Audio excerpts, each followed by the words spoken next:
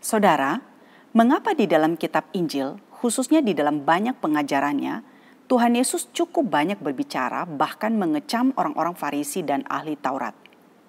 Bahkan saudara, sebagian perumpamaan-perumpamaan yang diajarkan oleh Tuhan Yesus sesungguhnya berbicara tentang mereka.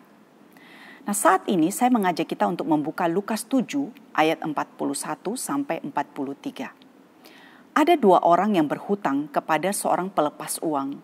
Yang seorang berhutang 500 dinar, yang lain 50. Karena mereka tidak sanggup membayar, maka ia menghapuskan hutang kedua orang itu. Nah, siapakah di antara mereka yang akan terlebih mengasihi dia? Jawab Simon, "Aku kira dia yang paling banyak dihapuskan hutangnya." Kata Yesus kepadanya, "Betul pendapatmu itu." Nah, saudara, Lukas menceritakan kepada kita bahwa perumpamaan ini, saudara, diceritakan oleh Tuhan Yesus ketika Simon, orang Farisi, mengundang Tuhan Yesus untuk makan di rumahnya. Nah, Simon si Farisi ini, saudara, berbeda dengan kebanyakan Farisi lainnya pada zaman itu. Kelihatannya dia bukanlah seorang yang membenci Yesus karena di sini dia justru mengundang Tuhan Yesus untuk makan ke rumahnya. Nah, duduk dan makan dengan seseorang di zaman itu, saudara, adalah tanda dari sebuah penerimaan. Nah, ketika Tuhan Yesus sedang makan, datanglah seorang perempuan yang disebut sebagai perempuan pendosa dengan membawa buli-buli pualam berisi minyak wangi. Dan sambil menangis, ia berdiri di belakang Tuhan Yesus dekat dengan kakinya. Lalu membasahi kaki Tuhan Yesus dengan air matanya dan menyekanya dengan rambutnya, mencium kakinya dan meminyakinya dengan minyak wangi. Nah, saudara, Lukas tidak menyebutkan siapa nama wanita ini. Yang jelas, saudara, dia adalah seorang yang terkenal sebagai orang yang berdosa. Nah, dengan kondisi ini, sebenarnya tidak mudah baginya untuk datang dan mendekati Tuhan Yesus yang pada waktu itu, saudara, terkenal sebagai nabi yang hebat. Dan pada waktu itu, saudara, batasan antara seorang yang disebut sebagai orang yang berdosa dengan orang yang saleh sangat kuat, saudara.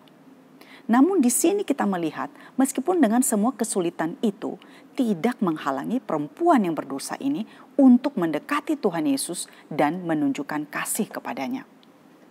Nah, di dalam konteks inilah Tuhan Yesus kemudian menceritakan perumpamaan tentang dua orang yang sama-sama berhutang. Perbedaan di antara keduanya, saudara, selain jumlah hutangnya tidak sama, kedua adalah respons mereka yang sangat berbeda kepada si pelepas daripada hutang itu. Yang satu meresponi penghapusan hutang itu dengan menyatakannya melalui perbuatan kasih yang besar, sementara yang satunya, saudara, tidak demikian. Nah, saudara sekalian, menyadari siapa kita di hadapan Allah adalah sesuatu yang sangat penting. Dan ini pernah kita bahas di dalam perumpamaan-perumpamaan sebelumnya, saudara. Menyadari bahwa kita adalah orang yang berdosa dan selayaknya dihukum oleh Allah akan sangat mempengaruhi sikap hidup kita. Khususnya ketika kita mengikut Tuhan, saudara. Nah, tanpa kesadaran ini, maka kita akan menjalani hidup tanpa kesungguhan dan keseriusan di dalam mengasihi Allah dalam hidup kita. Saudara, ketika kita berpikir bahwa kita seorang yang cukup baik karena tidak melakukan dosa-dosa besar, ya, tanda kutip, misalnya kita tidak membunuh, kita tidak mencuri, kita berpikir kita tidak berzina dan lain sebagainya, dan merasa bahwa kita tidak terasing dari Allah. Nah, kita berpikir bahwa kita cukup rajin di dalam melakukan ibadah agama kita. Kita bahkan melayani, kita cukup taat dalam melakukan ritual agama dan melihat tidak ada yang salah dengan kondisi hidup kita. Maka saudara, ini adalah sesuatu yang sebenarnya fatal. Nah, Simon si Farisi ini menunjukkan hal itu, saudara, ketika dia melihat apa yang dilakukan oleh perempuan yang berdosa itu. Dia merendahkan perempuan itu dan menganggap perempuan itu tidak layak untuk datang kepada Tuhan Yesus. Dengan kata lain, dia menganggap dirinya lebih layak.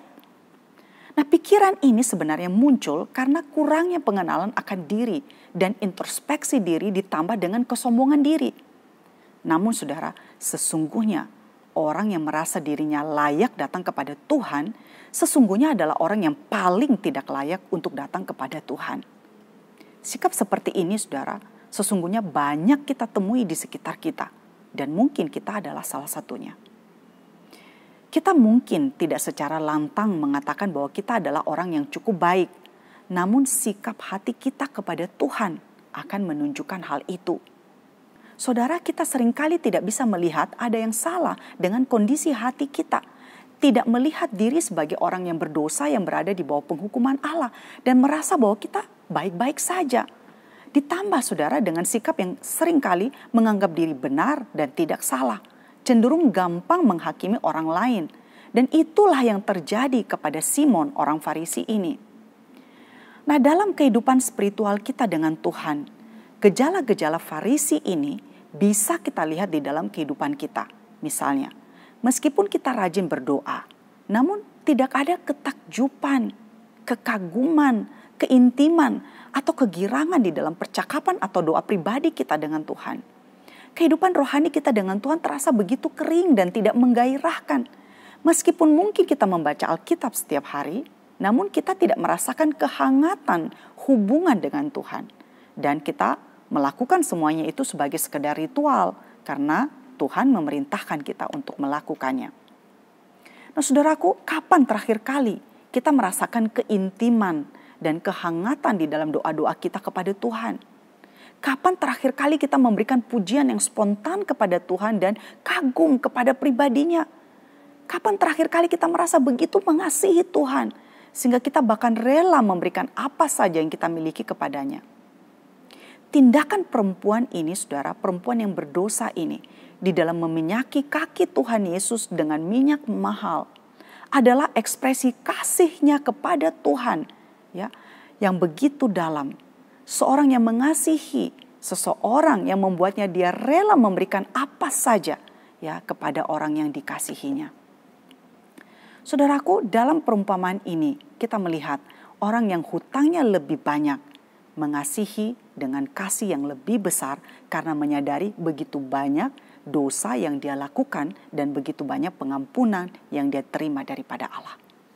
Nah, salah satu masalah yang kita sering alami, saudara, adalah dosa kita banyak, namun merasa dan mengira bahwa dosa kita sedikit atau bahkan merasa diri benar dan tidak berdosa.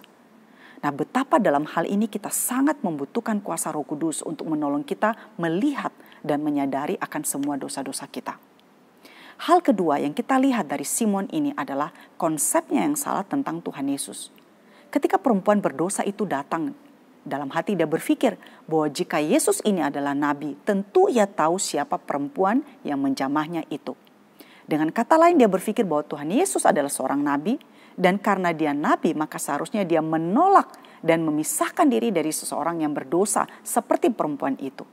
Nah, pengenalan yang salah akan Tuhan, saudara, membawanya kepada sikap hidup yang salah. Saudaraku, persamaan yang dimiliki oleh dua orang yang berhutang ini adalah mereka sama-sama tidak bisa membayar hutangnya.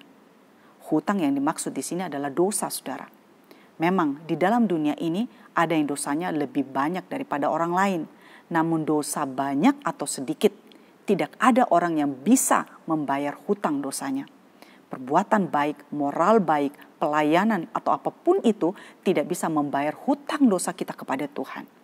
Hanya Kristuslah yang membayar hutang dosa kita melalui kematiannya di atas kayu salib buat kita.